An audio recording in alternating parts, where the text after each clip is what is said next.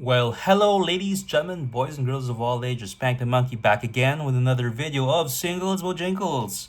Okay, so I have another set of cards from one of my favorite sellers. I managed to snaggle a couple of cards here, about seven of them, just last week. And yeah, let me share with you some of these cards and let's see what we get. Okay, first one up would be a mythic from Aether Drift. This is the Aether Spark.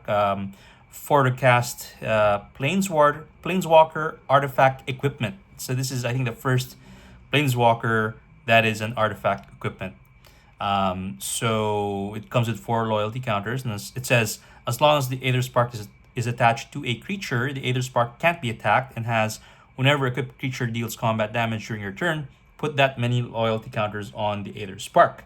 So you can +1 this and attach the Aether Spark to up to one target creature you control. Put a 1/1 counter on that creature. You can -5 to draw 2 cards, and you can -10 to add 10 mana of any one color.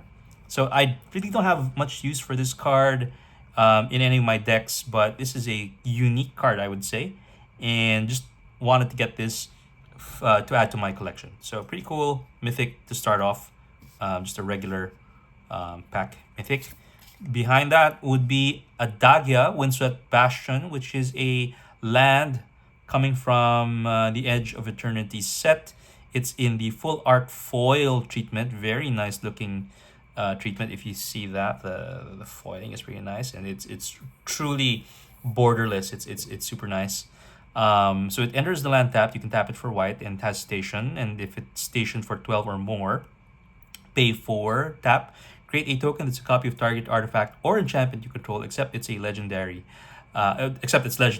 Activate only as a sorcery. So this is, I would say, quite expensive to be able to use in game, but at least you have a little bit of an option there to double up on artifacts or enchantments.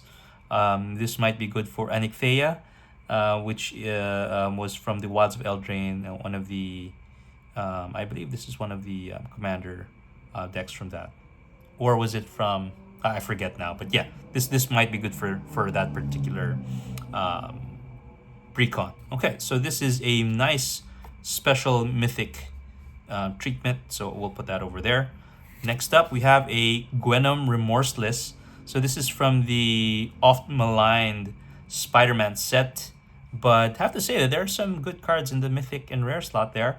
But sure, this is a 5 to cast symbiote spider hero, which is mythic 4/4 with death touch and lifelink. So whenever it attacks until end of turn, you may look at the top card of your library anytime, and you may play cards from the top of your library. If you cast a spell this way, pay life equal to its mana value rather than pay its mana cost. It's kind of like a Bola Citadel, I think, but on a creature, with a little bit of I would say, limitation there that it triggers only upon attack, and then after that you can cast it for whenever, right? So pretty good card. Definitely would consider putting this in one of my decks, especially where I cast stuff from.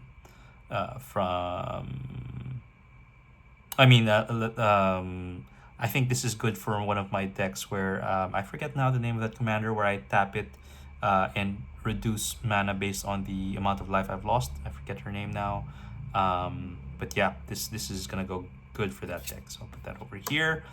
Next we have this is also from Spider-Man, which is also a 5 to cast Spider-Human hero mythic with Menache and Ghost Spider Gwen Stacy.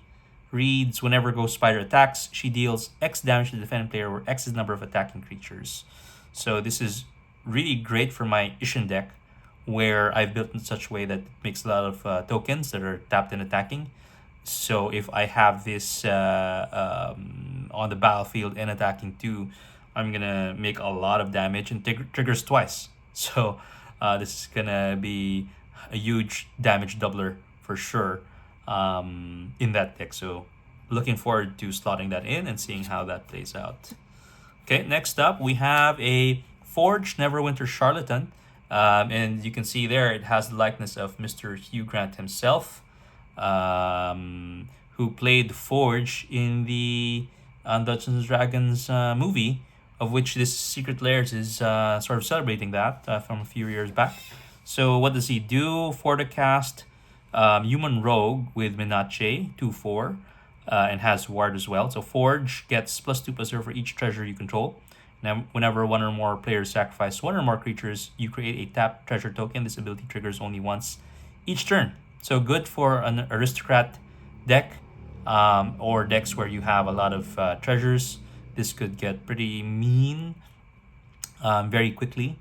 But otherwise, I would say this is a good investment because I think this is.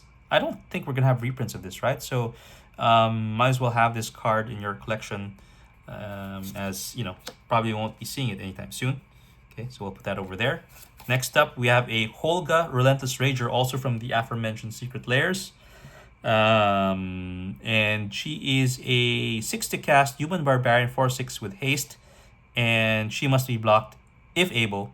So whenever Holga attacks, each creature you control attacking a player gets +1/+0 until end of turn for each creature that player controls. So if your opponent has 4 creatures, each of your creatures get +4/+0, which is pretty strong, And so this is gonna go great in my Grand Warlord Rada deck, where I'm attacking with a lot of creatures to generate mana, and this will improve the survivability of my creatures, as well as dealing lots of damage. Yeah, so this is, or if I put this in my Ishin deck, then it doubles the amount of damage that this trigger would add to my creatures. So pretty strong. I'm excited to use this card wherever I can. Okay, and then last one would be a Galadrim Ambush.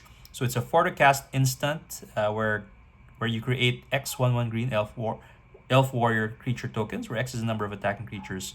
Then you can prevent all damage that would be dealt this turn by non-elf creatures. So this is kind of like Arachnogenesis, but instead of spiders, you swap it out with elves, and it costs 1 more. But I think that additional cost is because of the fact that this one says that you create these tokens based on the number of attacking creatures, whereas Arachnogenesis has a limitation that you only create it for creatures attacking you, meaning it's really for defense.